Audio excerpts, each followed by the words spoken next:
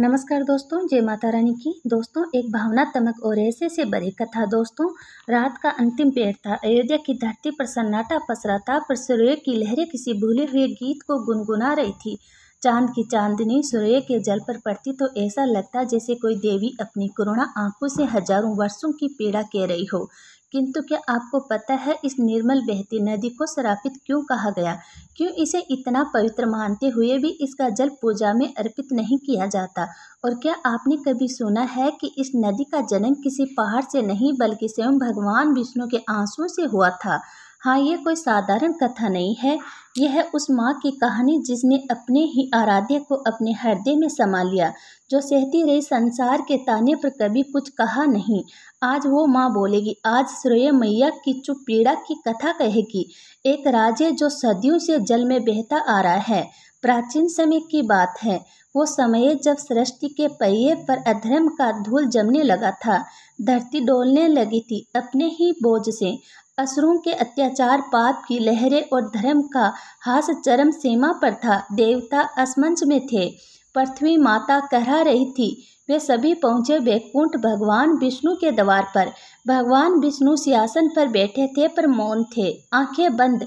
मन स्तर पर उनके हृदय में हलचल थी। उनकी दृष्टि में समस्त ब्रह्मांड था, पर दृष्टि थमी हुई थी मृत्यु लोक की पीड़ा पर।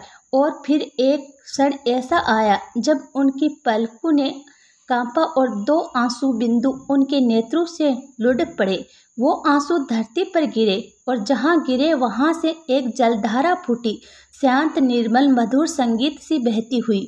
वो कोई साधारण नदी न थी, वो थी विष्णु की पीड़ा, करुणा और संकल्प का प्रवाह। देवताओं ने देखा, ये कोई गंगा या यमुना नहीं है, ये तो सरैया है जो प्रभु के हृदय का टुकड़ा बनकर धरती पर उतरी है।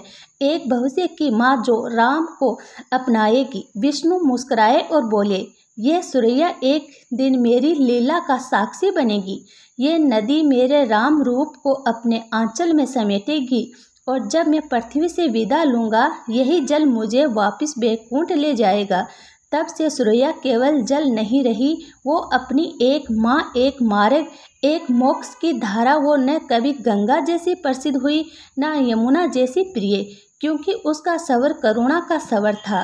वो नहीं चाहती थी आरती चढ़ावे, उसे चाहिए था बस श्रद्धा और स्मरण, क्योंकि उसके हृदय में आज भी गूंजते हैं वो क्षण जब एक दिन राम, मर्यादा का प्रतीक, धीरे धीरे उसके जल में उतरकर विष्णु रूप में लीन हो गए थे। दोस्तों, क्या आप जानते हैं कि क्यों नहीं होता सूर्य जल का पूजा में उपयोग?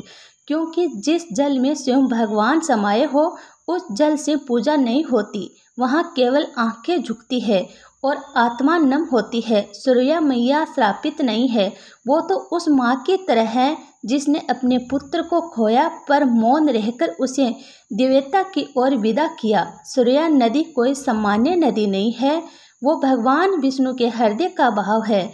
उनके नेत्रों से बहा वो अश्रु है जो आज भी अयोध्या की मिट्टी को पवित्र करता है।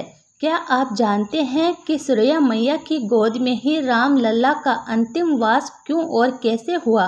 अयोध्या नगरी, जहाँ की हवाओं में राम नाम की गूंज थी, जहाँ हर गली, हर मोड़ पर मर्यादा और धर्म का दीप जलता था। श्री राम के राज्य में मनुष्य के साथ साथ पशु, पक्षी, वृक्ष, नदियाँ सभी सुखी और शांत थे। हर ओर सिर्फ सत्य, प्रेम और सेवा का भाव था। लेकिन जो अवतार पृथ्वी पर आता है, उसे एक दिन विदा भी लेनी पड़ती है। श्री राम रावण का वध कर सीता माता को लेकर लौट आए थे, लेकिन कुछ समय बाद लोक की मर्यादा के चलते उन्हें सीता को फिर से वन भेजना पड़ा। वह घड़ी राम के जीवन की सबसे कठिन घड़ी थी। वे राजा थे पर एक पति भी थे और उस पीड़ा ने उन्हें भीतर से तोड़ दिया। सीता माता धरती माता में समा गई और श्री राम का मन अयोध्या की राजगद्दी से धीरे धीरे हटने लगा। उन्हें महसूस हो गया कि अब उनका अवतारी कार्य पूर्ण हो चुका है। परंतु भगवान राम कभी भी मर्यादा से बाहर नहीं गए। उनका हर निर्णय धर्म पर और आधारित था और उनका अंतिम निर्णय भी इसी मर्यादा में बंधे हुआ था। एक दिन श्री राम के दरबार में एक अपरिचित साधु आया। लेकिन वो कोई साधारण साधु नहीं था, वह स्वयं काल पुरुष थे। भगवान श्री राम को उनके अवतार समाप्ति की सूचना देने आए थे। उन्होंने श्री राम से एकांत में बात करने की शर्त रखी कि अगर कोई भी हमारी बातचीत में विघ्न डालेगा उसे मृत्यु दंड देना होगा। श्री राम ने यह बात लक्ष्मण को बताई और दरवाजे पर पहरा देने को कहा। तभी चमत्कार हुआ, स्वयं ऋषि दुर्वासा वहां पधारे। उन्होंने श्री राम से तुरंत मिलने की मांग की। अगर उनकी इच्छा पूरी नहीं होती तो वे पूरे अयोध्या को श्राप देने की बात कहने लगे। लक्ष्मण के सामने धर्म संकट खड़ा हो गया। उन्हें तय करना था, या तो ऋषि को रोके और या अयोध्या का विनाश होने दे, या आज्ञा तोड़कर अंदर जाए और स्वयं के लिए मृत्यु दंड स्वीकार करे। लक्ष्मण ने बिना एक पल गवाए अपनी मर्यादा की आहुति दी।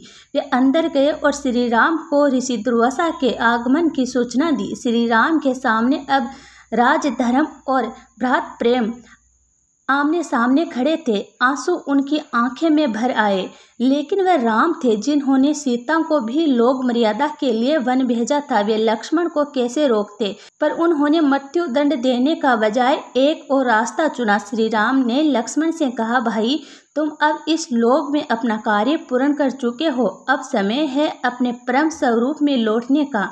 लक्ष्मण जी ने सूर्य नदी की ओर प्रस्थान किया। वह शांत भाव से नदी में उतरे और ध्यान मग्न होकर जल समाधि ले ली। उसी क्षण शेषनाग का दिव्य रूप प्रकट हुआ। लक्ष्मण जी अपने वास्तविक रूप में लौट गए। लक्ष्मण के बिना श्री राम का मन अयोध्या में न लगा। उन्होंने अपने पुत्र कुश को गद्दी सौंपी, भरत शत्रुघ्न से विदा ली और हनुमान जी से कहा, हे वीर बजरंगबली, तुम जब तक राम नाम इस पृथ्वी पर गूंजता रहा है यही रहो, मेरे साथ मत आना। हनुमान की आंखों से आंसू थम नहीं रहे थे, पर वे जानते थे प्रभु की आज्ञा सर्वप्रिय है। श्री राम सूर्य नदी के तट पर पहुँचे, वहीं जहाँ उनका बचपन बीता था, जहाँ वे ऋषियों संग वन जाते थे, जहाँ वे लक्ष्मण और भरत के साथ जल क्रीड़ा करते थे। आज वही सूर्या मैया उन्हें अंतिम बार अपनी गोद में लेने को तैयार थी। श्री राम ने नदी के किनारे खड़े होकर सूर्य को नमन किया, पृथ्वी को प्रणाम किया और धीरे धीरे नदी की ओर बढ़ने लगे। जैसे ही उनका शरीर जल में समाया, उसी क्षण एक दिव्य प्रकाश फैला। आकाश से देवगण उतरे, पुष्प वर्षा हुई और सूर्य नदी का जल सोने सा चमकने लगा। राम अब केवल एक राजा नहीं थे, वे फिर से अपने भगवान विष्णु स्वरूप में लौट चुके थे।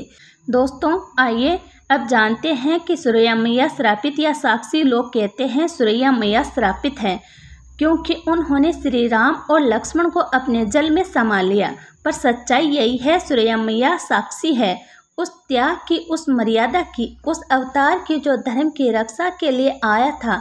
आज भी जब सूर्या नदी की लहरें किनारे से टकराती है तो ऐसा लगता है मानो वह राम लक्ष्मण के स्पर्श को याद कर भावुक हो जाती है।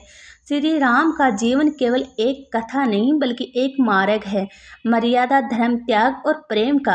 लक्ष्मण का निर्णय हमें सिखाता है कि कर्तव्य से बढ़कर कुछ नहीं, और सूर्या मैया की गोद हमें याद दिलाती है कि सच्चा अंत वह है जहाँ आत्मा परमात्मा में विलीन हो जाती है।